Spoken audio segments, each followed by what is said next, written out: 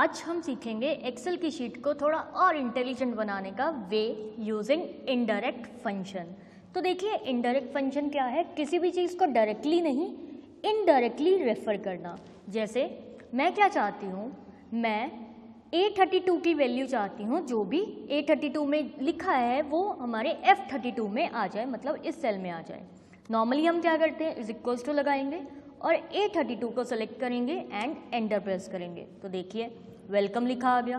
But अगर मैं ऐसे नहीं लिखना चाहती, मैं A32 को सेलेक्ट नहीं करना चाहती बट उसकी वैल्यू लेना चाहती हूँ, तो आप क्या करोगे, तो मैंने क्या किया, यहाँ पे इनडायरेक्ट फंक्शन को यूज़ किया और रेफरेंस टेक्स्ट में मैंने E32 को सेलेक्ट किया, ब्रैकेट क्लोज एंड एंटर। तो देखिए हमारे पास आंसर क्या आया, वेलकम।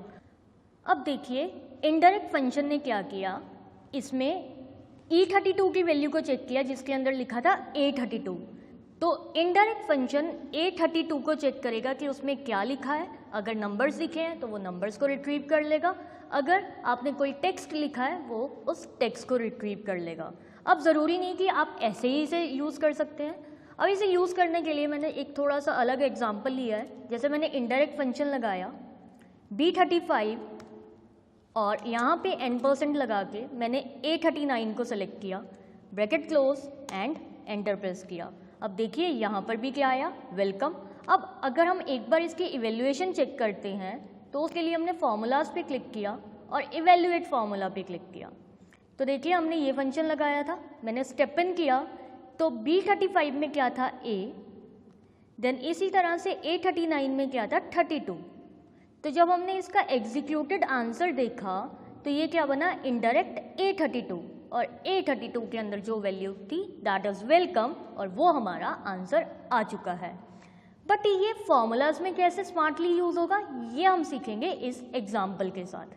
जैसे यहाँ पे मेरे पास एक शीट है जिसमें नेम्स हैं, देन मंथ्स हैं और इन एम्प्लॉयज़ की टोटल सेल है कि उस मंथ में इस एम्प्लॉय ने कितनी सेल की। अब मैं क्या चाहती हूँ कि जैसे ही हम यहाँ पे मंथ सेलेक्ट करें तो हमारे पास उस मंथ की सम ऑफ सेल और एवरेज ऑफ सेल्स आ जाए। इसी तरह से अगर आप चाहते हैं कि एम्प्लॉय वाइज ये काम करे तो वैसे भी ये काम कर सकता है।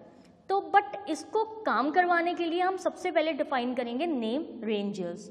अगर आपको नेम रेंजेस में कोई भी डाउट है तो हमारी लास्ट वीडियो चेक कीजिए जिसमें हमने नेम रेंजेस कैसे बनाते हैं, उसको कैसे यूज़ करते हैं, वो सब कुछ बताया है। तो सबसे पहले नेम रेंज बनाने के लिए मैंने इस पूरे डाटाबेस को सेलेक्ट किया, क्रिएट फ्रॉम सिलेक्शन पे क्लिक किया और टॉप रो और लेफ्ट कॉलम के बेसिस पे मैंने इन्हें नाम डिफाइन कर दिए। अब इससे क्या हुआ कि अगर हम इस रेंज को चेक करें तो इस रेंज का नाम क्या है, जनवरी, और अगर हम इसे रो वाइज चेक करें मीन्स इन पूरी सेल्स को चेक करें तो इन पूरी सेल्स का नाम क्या है, राहुल। अब देखिए मुझे चाहिए सम ऑफ उस मंथ का जो हमने ऊपर मंथ्स में सिलेक्ट किया है। अब यहाँ पे हमारे पास एक लिस्ट बनी हुई है जिसमें सारे मंथ्स हैं। अब ये लिस्ट कैसे बनाते हैं ये आप सीखेंगे हमारी नेक्स्ट वीडियो में। तो सम निकालने के लिए हमने is equals to sum function को यूज़ किया। अब सम में हम नंबर सेलेक्ट करने की जगह यहाँ पे यूज़ करेंगे इनडायरेक्ट फंक्शन को, ब्रैकेट और रेफरेंस टेक्स्ट में मैंने इस पर्टिकुलर सेल को सेलेक्ट कर लिया, bracket close and again some का ब्रैकेट क्लोज एंड एंटर। तो देखिए ये है हमारी मार्च की सेल। अगर मैं यहाँ से जनवरी क्लिक करूँ तो ये है हमारी जनवरी की सेल। इसी तरह से अगर हम एवरेज निकालना चाहते हैं तो मैंने is equals to average function को यूज़ किया। नंबर 1 नंबर 2 की जगह हमने इनडायरेक्ट फंक्शन को यूज़ किया, ब्रैकेट रेफरेंस टेक्स्ट में हमने अपने मंथ को सेलेक्ट किया, ब्रैकेट क्लोज, देन एवरेज का ब्रैकेट क्लोज एंड एंटर। तो ये देखिए ये हमारा कितना डायनामिक फंक्शन बन चुका है कि हम जिस भी मंथ को सेलेक्ट कर रहे हैं उसकी सम और उसका एवरेज हमारे पास अवेलेबल है। अब एक और एग्जांपल लेते हैं। जैसे हमारे पास यहाँ पे कुछ एम्प्लॉयज़ के नेम हैं और मंथ हैं और इस बॉक्स में मैं चाहती हूँ कि उस एम्प्लॉय ने कितनी सेल की हमारे पास वो हाईलाइट हो जाए। तो हम क्या करेंगे, यहाँ पे is equals to indirect function का यूज़ करेंगे, ब्रैकेट रेफरेंस टेक्स्ट में मैंने सबसे पहले एम्प्लॉय के नेम को सेलेक्ट किया, ब्रैकेट क्लोज, देन यहाँ पे डालिए स्पेस और इसके बाद फिर से यूज़ कीजिए इनडायरेक्ट फंक्शन को, ब्रैकेट अब मैंने मंथ के नेम को सेलेक्ट कर लिया, ब्रैकेट क्लोज एंड एंटर।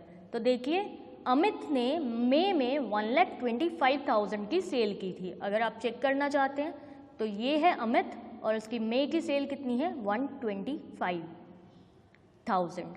अब अगर हम इसे चेंज करते हैं, जैसे मैंने मई की जगह इसे किया मार्च, तो अमित ने मार्च में 1,15,000 की सेल की थी। बट अगर हम अमित की नहीं, हम करण की सेल देखना चाहते हैं तो करण पे क्लिक कीजिए। तो करण ने मार्च में 1,75,000 की सेल की थी। तो देखिए कितने इजीली हमारा ये फॉर्मूला डायनामिक बन गया। तो ये था हमारा इनडायरेक्ट फंक्शन, जो आगे बहुत सारी वीडियोस में काम आएगा। तो इसको बड़े ही ध्यान से सीखिए और इसकी प्रैक्टिस करके देखिए। अगर आपको इसमें कोई भी डाउट है तो हमें कमेंट सेक्शन में बताइए। और अगर आपको ये वीडियो अच्छी लगी तो आप वीडियो को लाइक कीजिए, चैनल को सब्सक्राइब कीजिए और बेल आइकन को दबाना ना भूलें। और नेक्स्ट हम करेंगे डाटा वैलिडेशंस, जिसमें आता है कि हम किस तरह से एक्सेल कॉलम्स पे या रोज पे कंडीशंस लगा सकते हैं और अपनी मर्जी का डाटा इनपुट कर सकते हैं।